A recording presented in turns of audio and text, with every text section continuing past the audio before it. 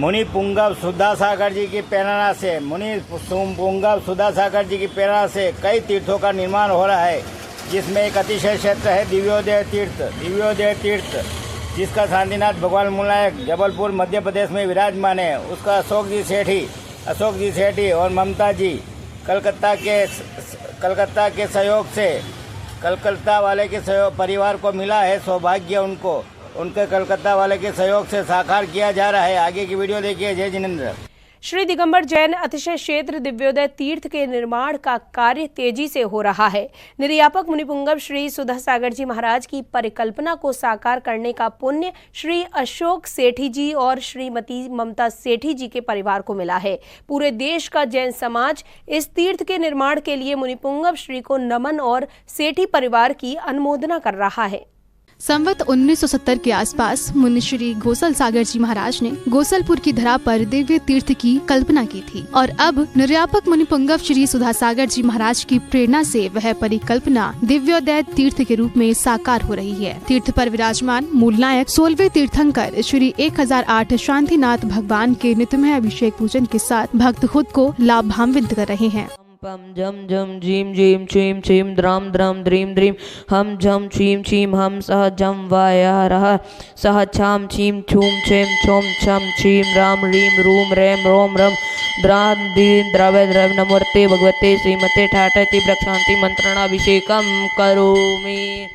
श्री दिव्योदय तीर्थ के निर्माण की अनुमोदना पूरे देश का जैन समाज कर रहा है। इस क्रम में ही वरिष्ठ समाज सेवी एवं दिगंबर जैन समाज सामाजिक सांसद इंदौर के मंत्री डॉक्टर जैनेंद्र जैन ने पूरे देश के जैन समाज से इस तीर्थ निर्माण में सहभागिता बन पुण्यार्जन करने की अपील की है।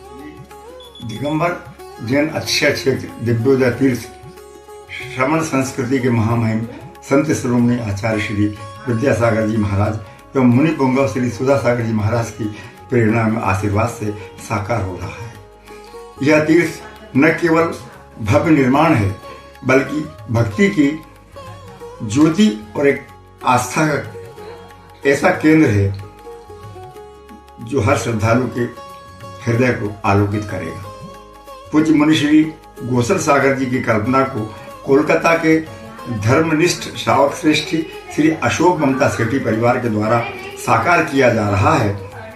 इसके लिए मैं उनके पुण्य की अनुमोदना करता हूं और जबलपुर सहित पूरे विश्व की जैन समाज से आग्रह करता हूं कि आस्था के केंद्र दिव्योदय तीर्थ के निर्माण में सहभागी बने।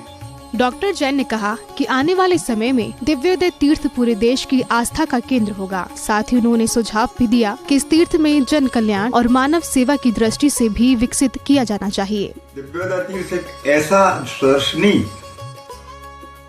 आस्था का केंद्र होगा जहां निर्मित मंदिर में ध्यान केंद्र में आप साधना करने से आत्मिक अनुभव की अनुभूति करेंगे।